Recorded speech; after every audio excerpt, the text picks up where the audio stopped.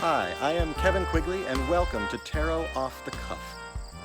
I picked up my first tarot deck in 1982 when I was 12 years old. I spent the summer giving readings to my friends and kind of freaking them out, and then I misplaced it.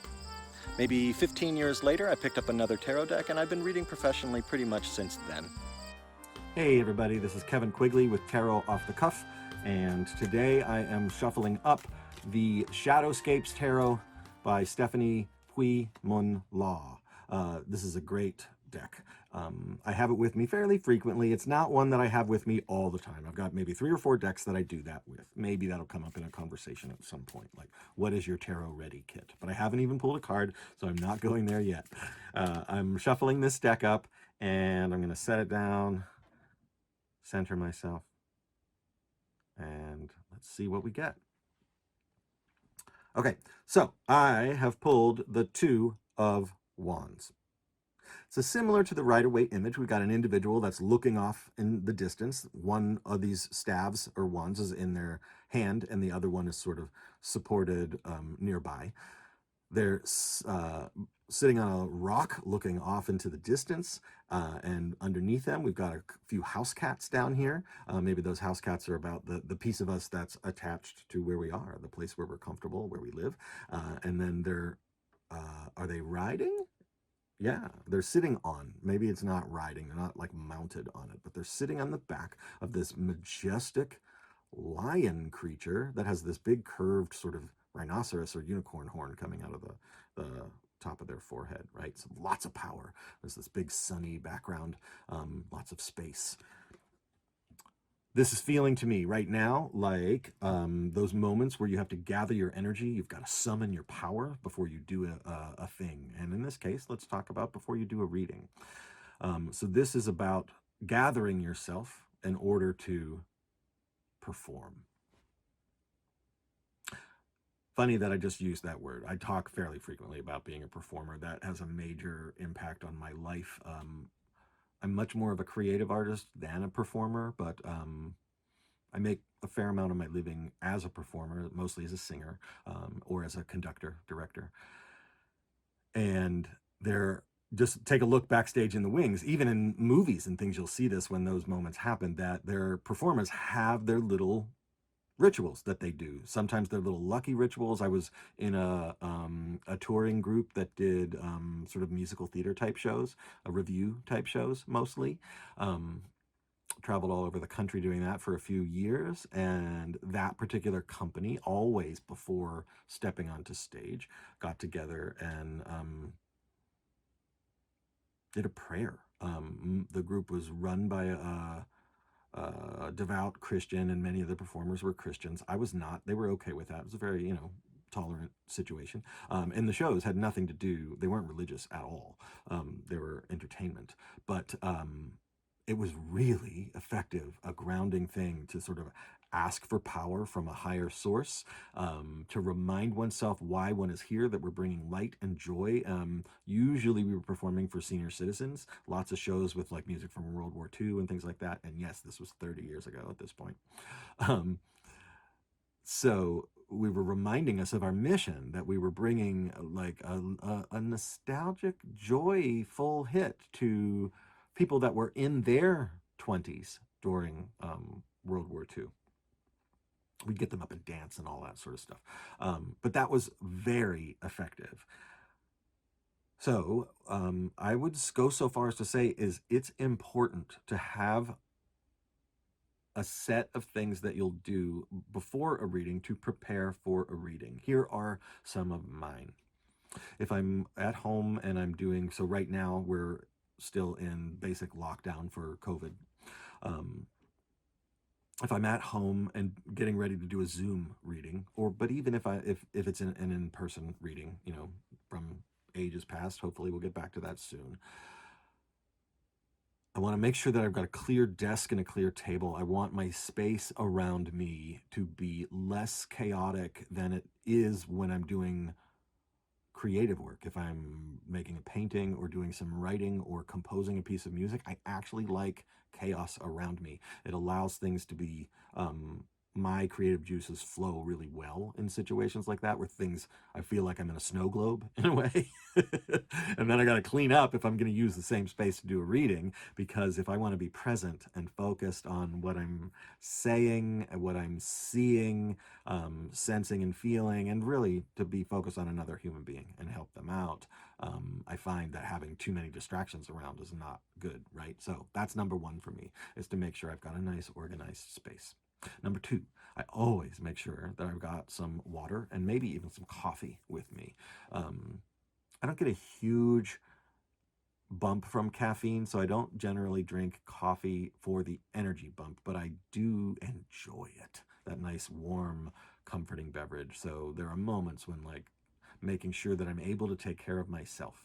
I'm also a type 1 diabetic, so there are moments when my blood sugar can drop, especially if I'm coming into contact with a person that I've got some karma with, which happens a lot with reading clients. You know, it doesn't have to be a big deal. You don't have to mention it. It's not anything like that. But every once in a while, when that happens, I notice my blood sugar can take a nosedive. So I've got some carbohydrates, some sort of sugars around as well, to make sure that I'm taking care of my body. Water, carbohydrates.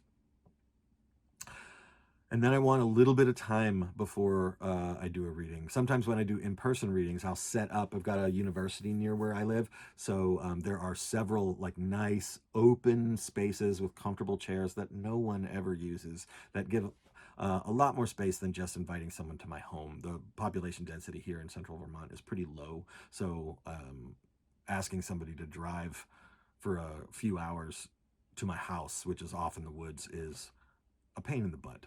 But if I go to a town that's, you know, got a college in it, and in the college there's a library, then the library has a free room that I can sit in and use, and there's almost never anyone there. And if there is, there'll be another one a short walk away that I can take that person to, and we can sit down and have a private conversation in a comfortable space, right? So making sure the space is cool and clear, and then making sure I'm there early. I want at least 5 minutes to sort of clear my head, get my own life out of my mind as much as possible, or at least so that I'm focused on, oh, this particular issue is still in my mind, and I believe there's a reason for that. And I think about that maybe for just a quick moment. Oh, this particular problem between two friends of mine, there we go. And then almost always the person I'm sitting with to do a reading is going to talk about a similar situation, right? So then I might even bring it up if it makes sense. Or if it's something from my past, I almost always bring that in if it pops up in my mind while we're doing a reading.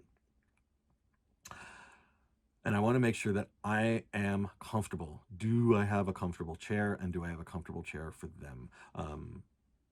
How do my clothes fit? How do I feel? Like all of those sorts of things really matter to make sure that I feel ready to go. Now I'm going to jump from a long form one-on-one reading in a private situation or sector to how do I prep or ground myself for doing sort of those shotgun rapid fire readings that you might do at a Renaissance fair or a wedding reception or a graduation party, those kinds of things. In those situations, you'll often do 10 or 15-minute readings with sometimes even only 2 or 3 minutes in between. But hopefully, what the rhythm I like is 10 or 15-minute reading, 5-minute break, 10 or 15 minutes, 5-minute break. I've done some of those where I've read for 8 to 10 hours without ever leaving the table, not going to the bathroom, not getting any food. So I usually have, like I said, liquid water with me. I have carbohydrates with me everywhere I go. That's just almost a safety thing for somebody that's got vacillating blood sugar. I want to make sure that I've got a comfortable chair. So I have like a little tarot reader's kit to set up my space. It's a sort of a big 12 by 24 inch open top bag, and I'll throw in a bunch of candles that are battery powered wax candles. Those go in there. Tarot decks go in there. Gift certificates and business cards go in there. I always have like a little photo plate that has a bio or a little something to say about myself. I change that and update that all the time. That goes in a little box in there with some tape and whatnot that I can post. I have 2 or 3 tablecloths and a table runner, because making a nice table is another thing that's not just for your client or to attract clients to you. It makes me feel like, oh, this space is mine. I feel comfortable there. What else is in that bag?